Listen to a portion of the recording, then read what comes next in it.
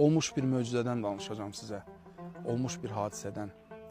Bir ürək ağrısıyla zəngin bir insan xarici bir xəstəxanaya gedir.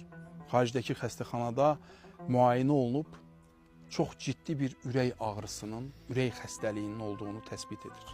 Həkimlər ona sənin qısa bir vaxtın var, mütləq əməliyyat olmalısan, mütləq əməliyyat olacağın təqdirdə şəfa tapa bilərsən deyə bildirir və ona öz vaxtlarını müəyyən edirlər. Zəngin insan isə mənim öz ölkəmdə işlərim var, onları yoluna qoyum, onları həll edim, tezliklə gəlib əməliyyat olunacam deyir. Bu sözü deyərək yenidən qayıdır ölkəsinə. Çox məyus halda iş yerinə gedərkən iş yerinin yanındakı qəssabda bir hadisə ilə rastlaşır.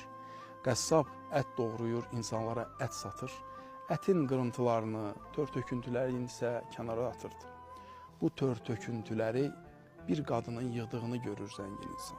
Çox təsirlənir, yaxınlaşır həmin qadına və deyir, xanım, siz niyə bu ətin qalıqlarını toplayırsınız? Qadın da, mənim övladlarım var, ehtiyacım var, ət almağa imkanım yoxdur.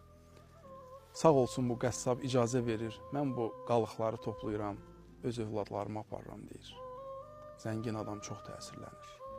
Qəssabdan 5 kiloqram ət alıb verir qadına və bir illik ət ehtiyacını qarşılamaq üçün qəssaba pul verir. Qəssabı ödəniş edir və qadına deyir ki, bir il ərzində nə vaxt istəsən, gəl buradan ət al apar, mən sənin pulunu ödəmişəm. Qadın ət üçün təşəkkür edir və adama bir dua edir.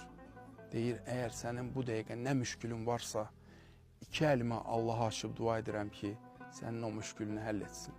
Allah sənə kömək olsun, Allah sənin dayağında dursun.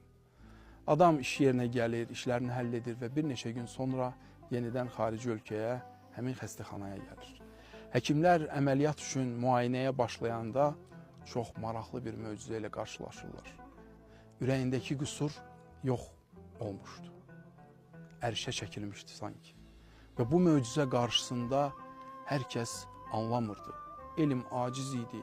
İnsanlar bu qüsurun necə yox olduğunu anlamırdılar. Amma hikmət bir yerdə idi. Çünki ona həmin xanım dua etmişdi. Duanın açmayacağı qapı yoxdur. Duanın açmayacağı yol yoxdur. Bizim isə hədəfimiz ondan ibarətdir ki, gəlin möcüzələrə inanaq. Bəzən möcüzələr bizim üçün təskinlikdir.